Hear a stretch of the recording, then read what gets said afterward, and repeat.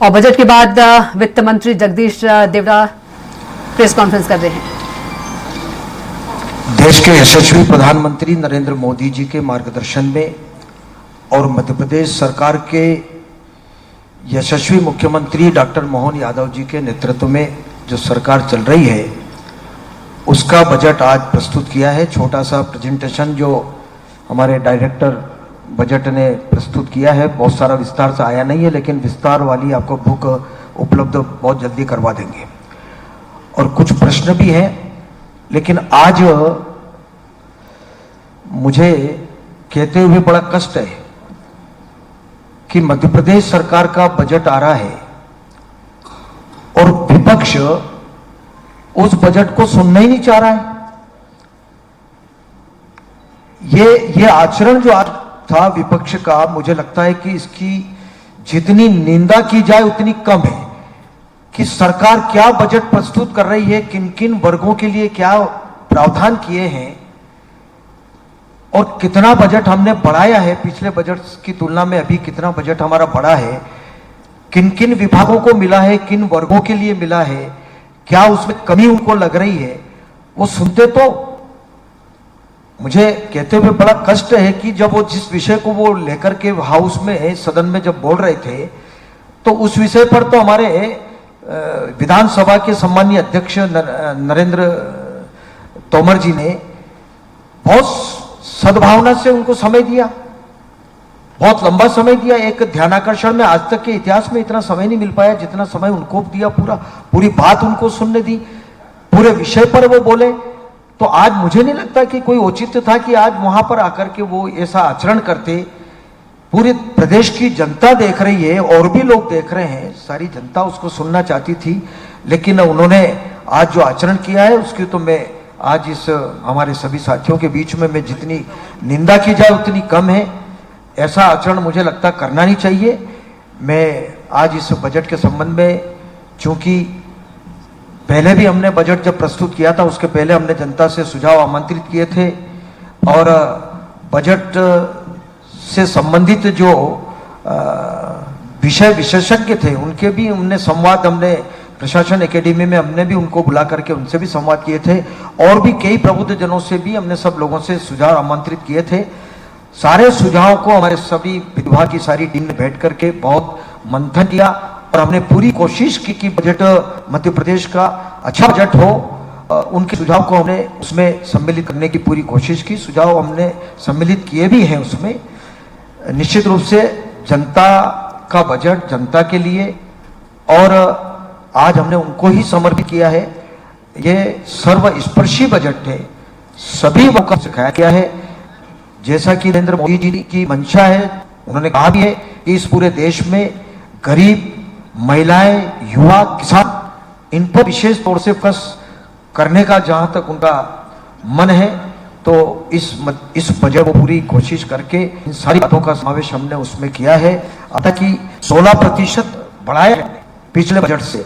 जहां तक रहा सवाल कर्जे का, अभी हमारे माननीय सदस्य सवाल किया, कर्जा कोई ऐसी सरकार नहीं होगी इस हिंदुस्तान में प्रदेशों की जो कर्जा नहीं लेगी। कर्जा लेना कोई नहीं है, लेकिन कर्जा लेकर के पूंजीगत कार्यों के लिए व्यय करना और लंबे समय तक के लिए, जैसा टीएस ने बात विशेष तौर से है।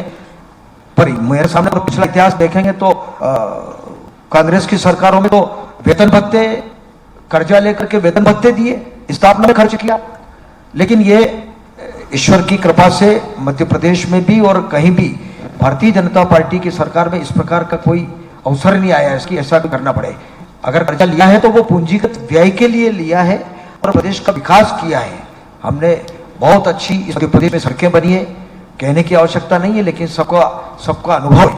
सिंचाई योजनाएं हमने बनाई है, हमने कॉलेज, स्कूल, जो भी डेवलपमेंट, हमने तालाब, स्टाफ डैम, जो भी सारे विकास के काम करने में हमने खर्च किया है और मध्य प्रदेश में बहुत अच्छा विकास हुआ भी है। और हमने इसी आशा और विश्वास के साथ में इस बजट में प्रावधान किए हैं, अलग अलग भिन्न भिन्न विभागों में सब में हमने अच्छे प्रावधान किए हैं। और इस बार भी बजट में पूरी कोशिश हमने की है कि कोई वर्ग वंचित नहीं रहे। और जो योजनाएं भारतीय जनता पार्टी की सरकार ने चलाई है, पहले से जो चल रही है योजनाएं, चाहे वो लाडली लक्ष्मी योजना हो, चाहे वो लाडली बहना योजना हो, कोई भी योजना बंद नहीं होगी। जहां तक सवाल राशि बढ़ाने का है, तो संकल्प पत्र जो आता है वो पूरे 5 वर्ष का संकल्प पत्र आता है। हम निश्चित रूप से उस जो हमने कहा है, जो हमने संकल्प लिया जनता के बीच में, और जनता ने ही आशीर्वाद देकर के बिठाया है, तो ऐसा है कि उनकी भावनाओं का पूरा सम्मान करते हुए वो सब काम हम करेंगे, कोई भी वंचित नहीं रहेगा और कोई योजना हम बंद करने वाले नहीं। मंत्री जी, माननीय मंत्री जी, देवड़ा साहब,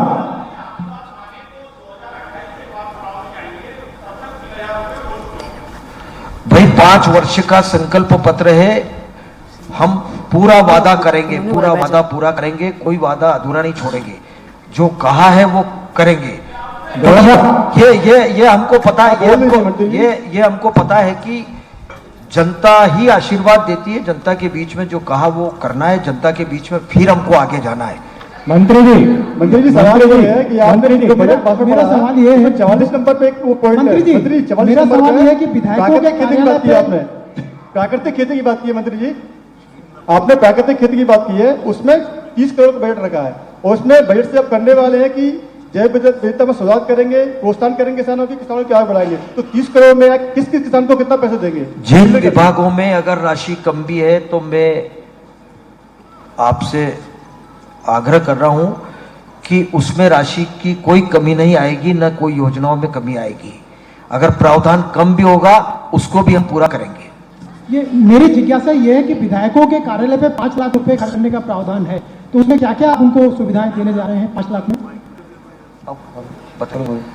मैंने स्पष्ट मंत्री जी, ये बता चुके हैं पहले।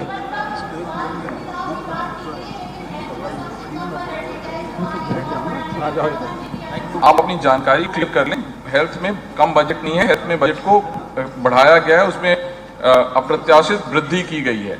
और हेल्थ में सबसे ज्यादा जरूरी चीज है हेल्थ मैन पावर। हमारे यहाँ डॉक्टर, नर्सेज, पैरामेडिकल, ये स्टाफ हमारे अस्पतालों में हमारे मरीजों के लिए उपलब्ध हो, इसके लिए 40,000 से नए पद सृजित किए जा रहे हैं। इंडियन पब्लिक हेल्थ स्टैंडर्ड्स जो है उसके मापदंडों के अनुरूप ये माननीय उप मुख्यमंत्री जी ने आप बजट में बताया कि पिछले साल उन्होंने कहा था कि मैं आईपीएचएस को लागू करूंगा। इस बार उन्होंने बताया कि आईपीएचएस को हमने लागू कर दिया है और नए पद सृजित कर दिए। इन पदों में नियुक्ति होगी तो डॉक्टर्स, नर्सेज, पैरामेडिकल स्टाफ, इनकी संख्या में वृद्धि होगी और इससे हमारे मध्य प्रदेश के लोगों को बेहतर स्वास्थ्य सुविधा उपलब्ध हो सकेगी। मंत्री जी, सवाल ये पूछना मंत्री चाहता हूं जी, आपसे, मंत्री जी, मुख्यमंत्री मेधावी विद्यार्थी योजना जो है, इसमें आपने मात्र 300 करोड़ रुपए का प्रावधान किया है। इसी तरह जो मुख्यमंत्री कौशल अप्रेंटिस योजना है, ये 301 करोड़ रुपए मात्र दिया है। आपको लगता नहीं कि युवाओं को आगे बढ़ाने के लिए आपकी सरकार का ये अमाउंट बहुत कम है? और ये जो मेधावी विद्यार्थी योजना के बारे में बता दूं कि बच्चे परेशान रहते हैं, उनको समय पर इसका भुगतान नहीं हो पाता। आप चाहें तो ये पता कर सकते हैं। जहां जहां आप बता रहे हैं, निश्चित रूप से ये इसकी चिंता पूरी की जाएगी और कोई कमी नहीं आने दी जाएगी। मंत्री जी इधर भी देख लीजिए। सबका साथ, सबका विकास, सबका प्रयास, सबका विश्वास। बता देंगे, बता देंगे। आप आ जाइएगा, मैं आपको बता अलग से देंगे। पूरा कैलकुलेट करके दिखा दूं। मंत्री जी, जी आपने महिला बाल विकास मंत्री जी, बताओ।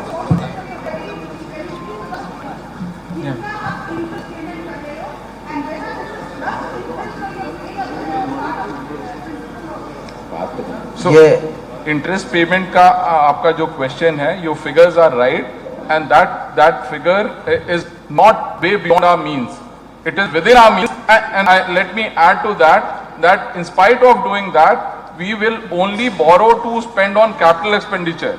We are a revenue positive state, please understand that. We will only borrow and spend in infrastructure.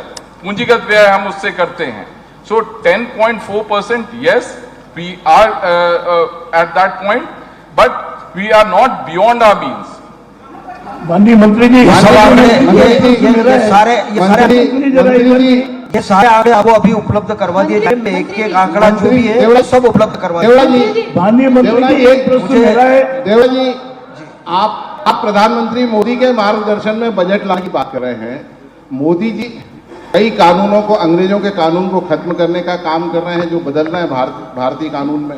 दूसरा, उर्दू शब्दों को हटा रहे हैं। आपने जो अपनी शेर और शायरी का उपयोग किया है उसमें दुआ शब्द का उपयोग किया है, तो क्या आप उनसे असहमत हैं या कुछ कहीं मिस्टेक थी?